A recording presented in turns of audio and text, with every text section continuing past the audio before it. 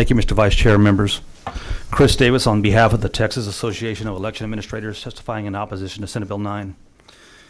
We appreciate the Chairwoman actually listening to the concerns of county election officials regarding this bill with the removal of our members' largest concern, the decertification of paperless DREs, machines that so many of our member counties recently purchased in the good faith that they'd see a responsible, decades-long return on investment. So we thank you for listening on that count. But there is still so much of this bill that is plain bad policy. Whether it's the criminalization of poll workers, already a scarce resource, as I'm sure the Madam Chairwoman would agree, for innocently forgetting to print a zero tape at a polling place or forgetting to provide a poll watcher a tally tape at the end of a long day. Or whether it's the bad policy of now allowing poll watchers to record ballot counting in areas where ballot voting still occurs, with all the privacy that that's supposed to entail. Or whether it's the bad policy of mandating that a driver of more than 3 non-related voters must now attest to the reason of their assistance for curbside voting due to physical disability.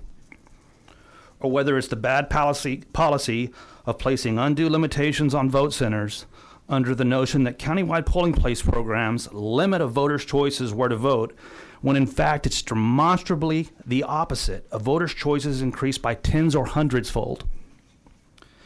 As the very people that will be tasked to carry out this bill's measures and quite frankly administer your next elections, these are our problems with it. We hope you're still listening. Happy to answer any questions. Members, any questions? Representative Israel. Thank you. This is a troublesome bill, and I appreciate your views on it. And I've deferred to your profession since my time on this elections committee. You guys know better than I how to do these things, and I know we don't always agree on everything. But the section that popped out to me, and I wanted some more mechanical understanding, was because we don't do this as legislators, is the tape part about taking it to zero.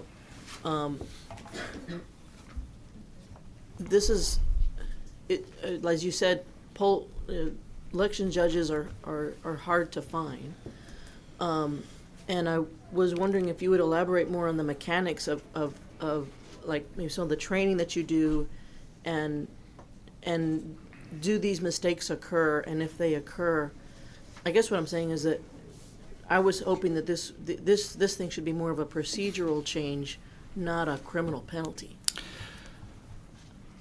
And so I just wanted you to elaborate more for those of us who don't know what that means when you take it to zero. Could you elaborate a little more on the mechanics and elaborate if you want on your challenges in finding elections folks to work the polls? Yes, ma'am. Thank you, Representative. Well, that's something that we're required to do, right, is to reset these machines. These machines need to be set to zero, really, at our warehouse when we're preparing these machines. And we actually, if the county's doing their job well and correctly, prepare zero tapes then and there, and then require, through training of poll workers that have to cover the whole gamut of the election code. I sympathize with anybody on this committee that has to wade through the election code like we must every election, for every training of all the poll workers for every election. But they must also print out a zero tape, and we have no problem as member counties of county election officers of having those zero tapes available for reproduction at our offices or after an election if the public needs that. But it's something that we need to do. But you touched on what I think is kind of a paradigm shift in this bill, and it's the criminalizing of the omission, and what I would be concerned about, the innocent omission of one of the myriad tasks that a poll worker must do before, during, and after the polls close.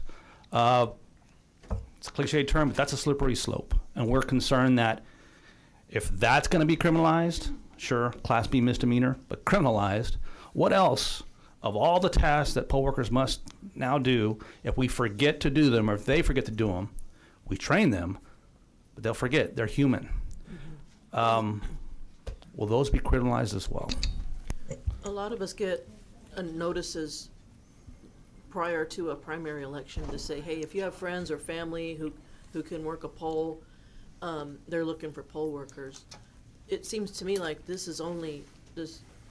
If word got out and this were to become law, people would say, well, I'm just doing this to make a little extra money and do my civic duty as well. Yes, ma'am. A chilling effect would think And- we'd see on poll workers. Yeah, and how much do these folks make? $10, $12 dollars an hour. And again, not doing it for the money, Yeah, doing it out of a it's- sense of civic duty. But if there's risk, and we train our poll workers to be risk averse, to remove liability in conducting their election. But this is one that'd be tough to, in an already charged environment, just accusations being lobbed at them, possibly unfounded accusations of, well, you forgot this and you forgot this on purpose. We're going to go to the district attorney's office to file a charge on you. One more question problem. while I got you here. In terms of procedure, is the taking the machine to zero, is that part of the procedure now? Yes, it is indeed. All right, thank you. Yes, ma'am. Thank you. Representative Busey. Thank you, Mr. Chairman. Chris, thank you for being here. Yes, on sir. behalf of all of our election administrators. I want to ask some of the things you pointed out as bad policy. One that jumps out at me is the assisting by driving individuals, 3 or more that are not related, to do curbside voting. I've got a 91-year-old grandmother. She's in a retirement home, and so I just want to get to a scenario here. If she and 3 of her friends, so there's 4 of them, or 3 or more, get an Uber ride to go vote, would that Uber driver have to fill out this form because he brought them to a curbside vote? They're all in wheelchairs. They'd all be potentially curbside voting. Is that your understanding? That's my understanding and reading of this bill. We recognize it's been amended some from the Senate and possibly even softened. But yes, the answer is an Uber driver would have to at least attest as to the reason why they're assisting these voters. If these voters, your grandmother and her friends, are requesting curbside voting. Okay, so they would request it. Person comes out. They bring the form with them. How would you, as an election administrator, be overseeing this new kind of form? And I mean, are y'all the ones to police this? Well, we'd be the ones to implement it. Yeah. And if that's what you mean by policing and sending at least 1 or possibly 2 poll workers out away from what is most likely a busy polling place to the curbside to do form filling out. And individual and unique form filling or form completion by every driver, not just a standard oath with blanks in it. I mean, because this driver, as I read the bill, has to put in their name, their address, and what parts of the code or what's the reason they are assisting these folks or driving them to the polling place for curbside. Is it for the physical disability or inability for these folks to go inside? And just there's a bit of, we feel, violation of a voter's privacy in that. Okay. Just another thing, you talked about criminalization of poll workers. We just talked about zeroing out the tape. This bill deals a lot with kind of increasing severity of penalties. Who's going to be at these sites to ensure this law is enforced if this bill becomes law? Is that your burden, your responsibility? It's our burden. It's our presiding judge's burden. You know, the burden we give this individual powers in some certain circumstances of a district judge to follow the law.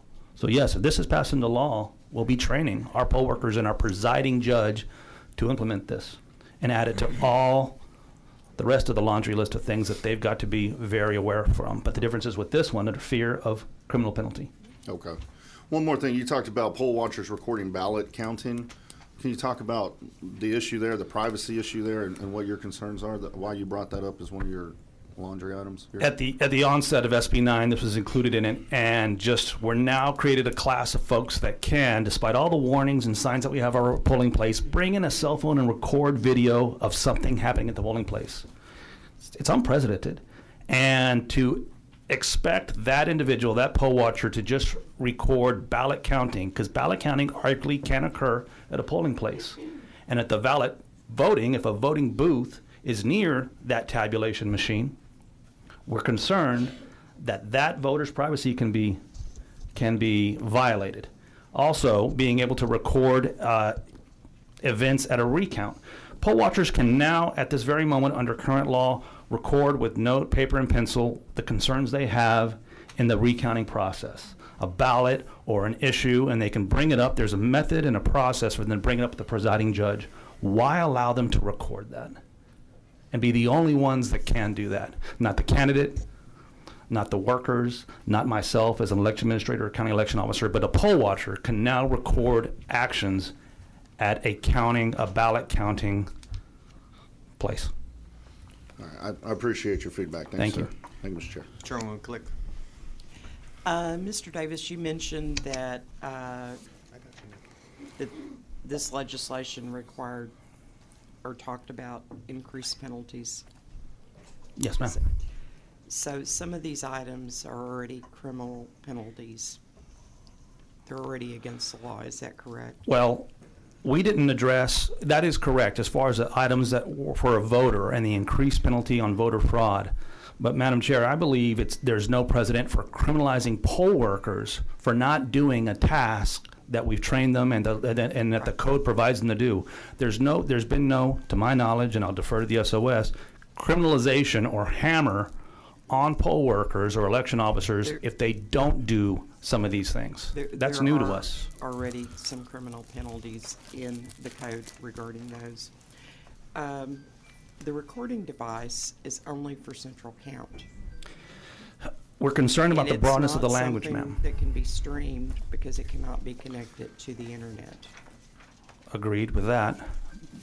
But ballot counting, we're concerned about the broad application of that, and we're particularly concerned of poll watchers reading the code as they do and saying, ballot counting, you've got ballot counting at every one of your vote centers, Mr. Davis. Why can't I record this? Because it specifically says in this legislation that it's central count only. We see it in two sections of the code. I'll reread that, ma'am, but we see it in two sections of the code. Central count for recounts and at ballot count locations where ballot counting occurs. Thank And you. quite frankly, ballot counting occurs at our vote centers. That's where the ballots are tabulated. Thank you. Representative Kane. Mr. Davis, as I understand from your testimony, we do a zero tape at kind of central, and then you're offering to make a duplicate of that zero tape for the election judge. Why not make a second one on site on election day? We could definitely provide copies of zero tapes because they happen at the beginning of the day or the beginning of early voting or the beginning of the early voting day. But there's also a section in this code, Representative Kane, where we've got to provide copies of tally tapes with actual results on them, and provide copies of those to the poll workers. Mm-hmm. That's going to delay your results at night. I hope you're patient on your next election and you're wondering why Harris County Election Office or County Clerk's Office is taking too long to get the returns on. Well, one of the reasons is because we've had to provide copies of the tapes to the poll watchers that requested it because it's now in the law. But our main point is the criminalization of it if we don't. It's that simple. Okay. So, I mean, I'm more concerned about the integrity of our elections than I am getting my results back. Aren't you? We are, but we're more concerned of losing poll workers that won't work because they may risk a criminal record. Yeah. We were also discussing people driving people to the polls and some of these theories of what may happen. Has the Attorney General written an advisory opinion of the meaning of this? I'm not advised. Are you an attorney? I'm not. Okay. I mean, there's a lot of theories here, and I don't think anyone really knows. By the way, have you read the committee substitute to this bill? We have. I have it before me. Okay. I'm just curious because you had told me you were opposed to it. That's some pretty quick opposition. There's a lot of stuff. It's quite the Christmas tree, Representative. Hold on. Thank you, Mr. Davis. Yes, sir. Thank you. Representative Fierro. Thank you, Chair. Mr. Davis, my question goes back to Representative Busey's question. If we are eliminating mobile voting polls sites, there's a bill out there that could potentially do that. Isn't it going to be more important for us to have carpooling? It's going to make it more a necessity. And so as these people carpool, one of them's going to have to fill out this form. Am I correct? I'm not sure how much I can speak to other bills that aren't before us today, Representative, but we have to require and offer curbside voting at every one of our sites.